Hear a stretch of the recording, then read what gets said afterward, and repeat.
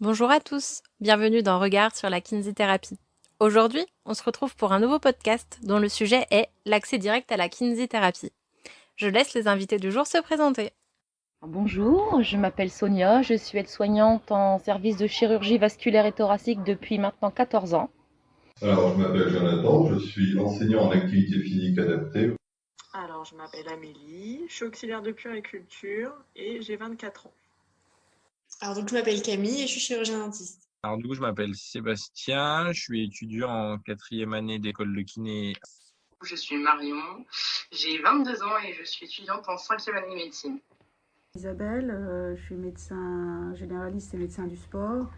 Bonjour, je m'appelle Armelle, je suis patiente chez un kinésithérapeute pour mon bras. Voici la première question.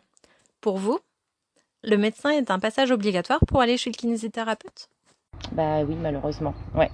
C'est le médecin, que ce soit médecin généraliste ou chirurgien, c'est lui qui fait la prescription des séances de kiné.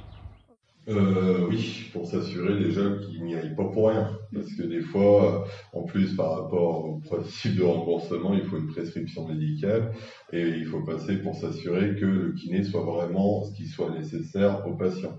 Parce que s'il y va de son propre chef, il ira peut-être sur une problématique qui n'est pas vraiment celle qui pourrait l'intéresser par rapport à la pathologie rencontrée ici.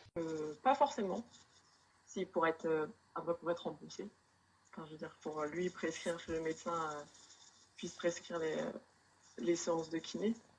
Bah, après, je pense qu'on peut prendre rendez-vous. Je pense. Parce que moi, j'ai été qu'avec le médecin. Donc, voilà. Je pense pas, non. Alors, non, je pense pas. Après, j'ai un doute sur le remboursement. Je pense qu'il n'est pas le même. Je trouve ça un peu bête dans le sens où les patients qui ont une pathologie chronique ou qui ont des... je vais prendre un exemple tout bête. La personne qui a des lombalgies chroniques, elle sait ce qui va être bon pour elle au bout de 20 ans de lombalgie. C'est un peu bête si le diagnostic, je sais pas, de canal lombaire étroit ou d'autre chose d'arthrose lombaire a été posé. Je trouve ça un peu bête de devoir retourner chez le médecin généraliste pour refaire une prescription de kiné pour pouvoir y retourner alors que ça fait déjà 500 séances que vous avez fait. Oui, je le disais au début, au préambule, c'est une prescription médicale et c'est un diagnostic. Donc je pense que c'est logique. Je veux dire, voilà, c'est un outil thérapeutique, donc il faut un diagnostic. Ah bah oui, ouais, pour les papiers, pour être remboursé et tout ça, on est obligé. Super. Voici la deuxième question. Que pensez-vous de l'accès direct à la kinésithérapie sans prescription médicale ? Moi, je pense qu'il faut passer par le médecin parce que voilà, lui nous connaît et sait de quoi on a besoin. Je pense que les kinés seraient fort dépassés si toute personne se plaignant d'un petit mot de dos ou autre allait consulter. Je trouve pas que ce soit vraiment une bonne idée. Parce que c'est un coût à développer des abus ou des excès par rapport à ce type. Et déjà que les kinés ont des difficultés, on va dire, par rapport à la masse de patients qu'ils doivent gérer déjà en cabinet. Je pense que ça risque de leur rajouter plus de charges qu'ils n'en ont déjà. Et en plus, ça a créé une désorganisation. Et pour moi, venir chez le kiné directement, c'est en fonction de la pathologie. Si nous soi-même, on identifie mal le problème, on risque de venir à tort chez le kiné. Bon, ça peut être pas mal, je me dis. Je me dis pourquoi pas comme ça, pourquoi pas. Après, ça embête pas les médecins, comme déjà il y a beaucoup de personnes qui vont voir le médecin. Au moins aller directement chez le kiné. On va passer par plusieurs personnes. Après, à voir vraiment si on a besoin de kiné. Voilà. Et vous, quel est votre avis ?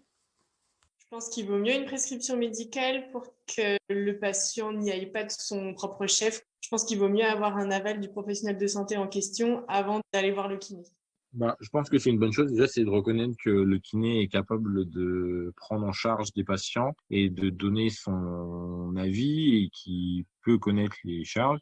Ça permet de soulager au niveau des cabinets médicaux. Le problème, c'est que les kinésithérapeutes sont souvent déjà assez surchargés. Donc, il faut trouver le temps pour avoir ça, pour que ça puisse se faire. Mais c'est une bonne chose et c'est une bonne avancée. Et il faut que sur des petites pathologies comme celle-ci, que ce soit fait de plus en plus. En fait, dans mon sens, le kinésithérapeute est totalement apte à faire un diagnostic pathologique sur, entre guillemets, n'importe quel patient et surtout est totalement apte de savoir s'il n'en est pas capable. Donc, moi, je ne suis absolument pas contre et au contraire, j'encouragerais l'accès direct à la kinésithérapie. Dans le sens où ça permettrait déjà de fluidifier l'accès aux soins. En fait, je fais totalement confiance au kinésithérapeute pour s'il reçoit un patient qui pense qu'il doit nécessiter de soins médicaux, je pense qu'il serait totalement apte à le rediriger ensuite vers des collègues médecins. Merci pour tous ces témoignages.